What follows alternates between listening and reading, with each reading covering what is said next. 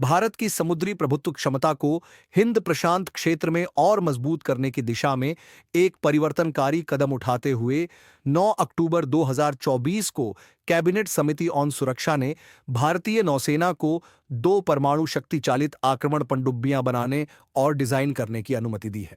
यह प्रोजेक्ट 7-7 योजना के अंतर्गत होगा और इसकी शुरुआती लागत 40,000 करोड़ रुपए, लगभग 4.8 अरब डॉलर निर्धारित की गई है। सूत्रों के अनुसार नौसेना की यह शुरुआत भर है, क्योंकि आगे चलकर इसका लक्ष्य वर्ष 2050 तक 12 ऐसे सैन्य पनडुब्बियां निर्मित करना है, जो भारत के दुनिया की शीर्ष 3 अर्थव्यवस्थाओं में शामिल होने की दिशा में एक रणनीतिक कदम होगा। पूर्व में प्रोजेक्ट 75 अल्फा कहलाने वाला यह कार्यक्रम पहली बार भारतीय नौसेना को स्वदेशी एसएसएन पनडुब्बियां डिजाइन और विकसित करने का अवसर देगा, जो इसके अरिहंत श्रेणी की बैलिस्टिक मिसाइल पनडुब्बियों से बिल्कुल अलग होंगी। इन एसएसएन को भाभा परमाणु अनुसंधान केंद्र द्वारा विकसित 190 मेगावाट क्षमता वाले pressurised light water reactor CLWR-B2 से शक्ति मिलेगी। यह परमाणु विद्युत प्रणोदन या टर्बो इलेक्ट्रिक ड्राइव प्रणाली से सुसज्जित होंगे, जिससे ये 25 नॉट की गति पर अत्यंत शांति से चल सकेंगे। यह अमेरिकी वर्जीनिया क्लास पनडुब्बियों के बराबर और चीनी टाइप 095 पनडुब्बियों से बेहतर होगा। पारंपरिक सेटअप में अधिकतम गति 30 नॉट से भी आगे होगी, जिससे ये चीनी टाइप 090 3B पनडुब्बियों को भी मात देंगे। इनका विस्थापन 7,000 से लेकर 10,000 टन तक होगा और ये सतह विरोधी युद्ध, पनडुब्बी विरोधी युद्ध तथा जमीनी हमलों में सक्षम होंगी। इनके शस्त्रागार में ब्रह्मोस सुपरसोनिक क्रूज मिसाइलें, रक्षा अनुसंधान और विकास संगठन द्वारा विकसित की जा रही हाइपरसोनिक मिसाइलें और हैवीवेट टॉर्पीडो शामिल होंगे।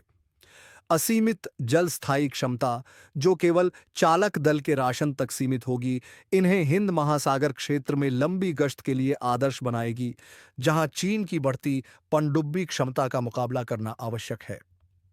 पहली 2 पनडुब्बियों की डिलीवरी क्रमशः वर्ष 2036-37 और 2038-39 तक होगी, लेकिन दीर्घकालीन योजना 12 पनडुब्बियों का एक पूरा बेड़ा तैयार करना है।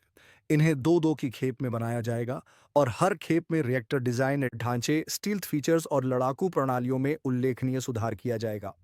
निर्माण में तेजी लाने के लिए नौसेना ने दूसरी शिपयार्ड सुविधा सक्रिय करने का निर्णय लिया है, ताकि समानांतर रूप से 4 पनडुब्बियों पर कार्य हो सके। डिजाइन चरण 4 से 5 वर्ष तक चलेगा और उसके बाद 5 वर्ष निर्माण कार्य में लगेंगे।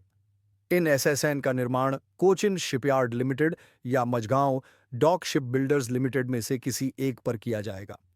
मझगांव डॉक पहले से प्रोजेक्ट 75 के तहत 6 स्कॉर्पियन क्लास पनडुब्बियां बना चुका है, जबकि कोचिन शिपयार्ड ने भारत का पहला स्वदेशी विमानवाहक पोत INS विक्रांत बनाया है। लार्सन एंड टुब्रो गुजरात स्थित अपने हजीरा संयंत्र में इनके ढांचे का निर्माण करेगा, जबकि अंतिम असेंबली विशाखापत्तनम स्थित शिप बिल्डिंग सेंटर में होगी। इन एसएसएन में नवीनतम तकनीकी स्टील्थ विशेषताएं होंगी, जैसे एनेकॉइक कोटिंग, जल प्रवाह के लिए उपयुक्त बेलनाकार ढांचा और उन्नत sonar system. Bharat heavy electricals limited द्वारा विकसित nuclear electric propulsion system 25 not की गति पर शांति से संचालन की सुविधा देगा। पंप जेट प्रोपल्शन और नेक्स्ट जेन सेंसर इन्हें ब्रिटेन की एस्ट्यूट और फ्रांस की बर्राकुड़ा श्रेणी की पनडुब्बियों के समकक्ष बनाएंगे। कुल मिलाकर 95% से अधिक तकनीक स्वदेशी होगी, जिससे विदेशी आपूर्ति पर निर्भरता लगभग समाप्त हो जाएगी। रूस और फ्रांस केवल परामर्श की भूमिका निभाएंगे। रिएक्टर, ढांचा और युद्ध प्रणालियां पूरी तरह भारतीय होंगी। इससे रक्षा अनुसंधान एवं विकास संगठन, भाभा परमाणु केंद्र, लार्सन एंड टुब्रो और BHIL जैसे संस्थान एक मजबूत रक्षा पारिस्थितिकी तंत्र विकसित करेंगे। इस एपिसोड को देखने के लिए धन्यवाद। अगर आपको हमारा कंटेंट पसंद आया तो लाइक बटन दबाना न भूलें। हमारे चैनल को सब्सक्राइब करें और नोटिफिकेशन बेल को ऑन करें, ताकि आपको दक्षिण एशिया की डिफेंस और सिक्योरिटी से जुड़ी हर खबर सबसे पहले मिले।